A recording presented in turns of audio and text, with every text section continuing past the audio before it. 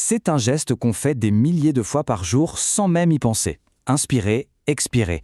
Mais est-ce qu'on s'est déjà vraiment arrêté pour se demander ce qui se passe à l'intérieur? Allez, on va explorer ensemble la mécanique de ce moteur absolument vital.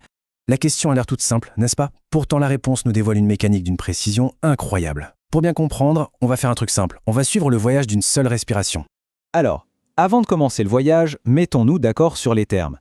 La ventilation pulmonaire, c'est pas juste respirer. Non, c'est bien plus que ça. C'est toute la chorégraphie, à la fois musculaire et physique, qui orchestre ce va-et-vient de l'air.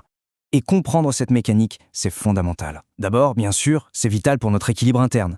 Mais c'est aussi, pour les médecins, un outil de diagnostic super puissant pour comprendre des maladies comme l'asthme ou d'autres problèmes respiratoires. Ok, notre voyage peut commencer. On part avec l'inspiration. On va suivre l'air pas à pas, depuis le nez ou la bouche jusqu'à sa destination finale, tout au fond des poumons. Ce réseau est super complexe, mais on peut le simplifier en 3 étapes. D'abord, l'air s'engouffre dans une véritable autoroute, la zone de conduction. Puis, il prend les bretelles de sortie, il ralentit dans la zone de transition. Et enfin, il arrive à destination dans des millions de petits cul-de-sac, les alvéoles. C'est là que la vraie magie opère, l'échange des gaz. Mais qui est le pilote dans cette histoire? Qui actionne tout ça? Eh bien, c'est principalement ce muscle puissant et infatigable, le diaphragme. Quand on est au repos, c'est lui qui fait quasiment tout le boulot, sans même qu'on s'en rende compte. Bon, on a vu l'anatomie, le chemin, mais quelle force fait réellement entrer l'air? Ce n'est pas de la magie, non, c'est de la physique pure et dure. Et tout s'explique avec une loi très simple. Cette loi, c'est la loi de Boyle-Mariotte. Le principe est hyper simple, et il gouverne tout. Retenez juste cette idée. Si j'augmente la taille d'une boîte fermée, la pression à l'intérieur va forcément baisser. Et voilà comment ça s'applique, c'est limpide. Quand le diaphragme se contracte, il descend, il s'aplatit. Ça augmente le volume de la cage thoracique. Instantanément, paf, la pression dans les poumons chute, elle devient plus basse que celle de l'air extérieur. Et comme la nature a horreur du vide, l'air est tout simplement aspiré à l'intérieur pour équilibrer les pressions. C'est un simple jeu de vases communicants gazeux. Ah, et il y a un autre petit secret pour que ça marche à tous les coups, la plèvre. C'est une sorte de double film qui enveloppe les poumons et qui, grâce à une pression négative, agit comme une ventouse. Ça force les poumons à suivre l'expansion de la cage thoracique. Sans ça, la cage s'agrandirait, mais les poumons, eux, resteraient sur place. Plutôt malin. L'air est entré, c'est la première mi-temps. Maintenant, comment fait-il pour ressortir? C'est la deuxième partie de notre cycle. Eh bien, au repos, c'est encore plus simple. Le corps ne fait rien. Absolument aucun effort. C'est exactement comme un ballon de baudruche qu'on vient de gonfler. Il suffit de lâcher l'embout et l'air sort tout seul. C'est pareil pour nos poumons et notre cage thoracique grâce à leur élasticité naturelle. Bien sûr, ce processus passif a ses limites.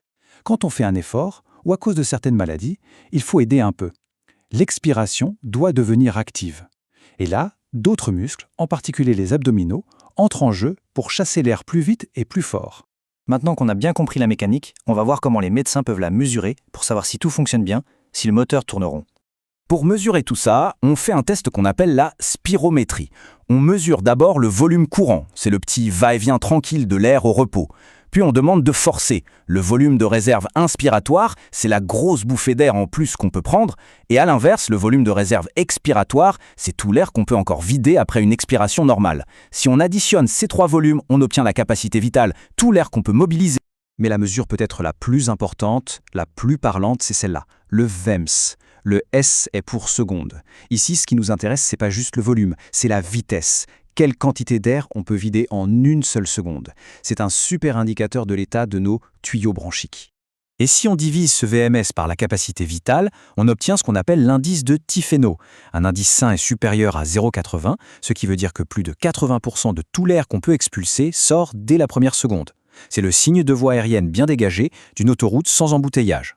Alors justement, que se passe-t-il quand ces chiffres ne sont pas bons? Eh bien, ils nous orientent tout droit vers 2 grandes familles de problèmes respiratoires. La distinction est assez claire. D'un côté, le syndrome obstructif. Le problème, c'est l'obstruction. Les tuyaux sont rétrécis. L'air a du mal à sortir vite. Du coup, le VMS et l'indice de Tifeno s'effondrent. De l'autre côté, le syndrome restrictif, là le problème, c'est la restriction. Le poumon est rigide, comme une éponge sèche, et il n'arrive pas à se gonfler correctement. C'est la capacité totale qui diminue. Pour rendre ça plus concret, l'asthme et la BPCE, ce sont des exemples typiques de syndrome obstructif. Alors qu'une fibrose pulmonaire, où le poumon devient cicatriciel et tout rigide, c'est un très bon exemple de syndrome restrictif. Et on voit bien ici comment l'analyse de ce simple cycle, inspirer-expirer, nous ouvre une fenêtre incroyablement puissante sur la santé de notre système respiratoire et permet de poser des diagnostics d'une grande précision. C'est un processus automatique géré par des parties très anciennes de notre cerveau. Mais en même temps, on peut décider de retenir notre souffle, de respirer plus vite.